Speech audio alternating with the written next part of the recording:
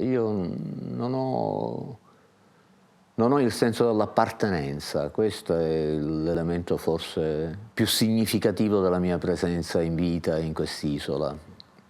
E il fatto che ci sto, come rispondeva la buonanima di Enzo Sellerio quando gli si chiedeva beh, tu ti lamenti, però vivi in Sicilia. Lui rispondeva scandalizzato: in Sicilia? Io vivo a casa mia. Io metto insieme la risulta dei cassonetti della spazzatura, di quello che trovo sui marciapiedi, l'assemblo, sono sul cotè gnoseologico dell'opera, non su quello semantico. L'ansia, se ansia ho, è quella di dire. Diceva il Bon Bois che le arti visive servono se servono, se non hanno nessuna funzione nel sociale, nel politico, nell'umano intendere, non hanno motivo d'essere. Se sul fondo delle mie parole spunteranno delle immagini, vedrete oggetti abbastanza improbabili, assemblaggi di oggetti d'uso, appunto, e di risulta.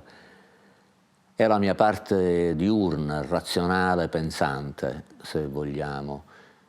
Poi c'è una parte onirica, lisergica, d'abbandono notturno, ed è la cosa per la quale ogni tanto ci si ostina a concepirmi come artista, cioè i miei disegni, dei quali credo non averne mai commercializzato uno che sia uno. In compenso gran parte dei miei amici ne posseggono uno. Io ho tentato sempre nel mio lavoro durante gli anni di dare un senso, un contenuto, non uso l'usuratissimo termine messaggio, spetta ai profeti, non spetta a noi dar messaggi. E quindi dico come la penso, lo dico polemicamente, pongo la mia collocazione sociopolitica nel mondo. Io sono un vetero marxista, tutti lo sanno. L'unico termine che ha un senso per me è l'uguaglianza. Ignoro liberté, che non significa nulla, e fraternité, che già mi preoccupa, fratelli coltelli.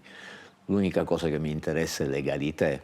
Ricordo una mostra che aveva come titolo Osare lottare, osare vincere, che è una frase di Mao, e la cosa che mi lasciò stupito è che l'interpretazione delle persone intorno a me era quella che io stessi facendo dell'ironia. C'è un'immagine, che vi farò vedere, che è il buon Mao Zedong che nuota contromano nello Shanxi. Sopra c'è lo slogan lunga vita al presidente Mao, e tutti pensano che io scherzi. Non è vero, dico sul serio, io sono davvero un vetero tifoso di Mao Zedong. Poi scende malinconica la sera, resto solo nel mio tavolo, e che fare? Da anni ormai, immemori, da almeno 50, continuo a disegnare ostinatamente dei disegni che per fatalità finiscono con l'essere pieni di cose, esuberanti o del tutto vuoti, del tutto pneumatici. Lì sono quello che sono di notte, li continuo anche di giorno, a dire il vero. Benché la quasi totalità dei miei disegni è stata fatta di notte, non ne licenzio nessuno se prima non lo vedo di giorno, perché si sa, quella notturna è una genialità presunta, insomma, che va verificata con la lucidità del sole.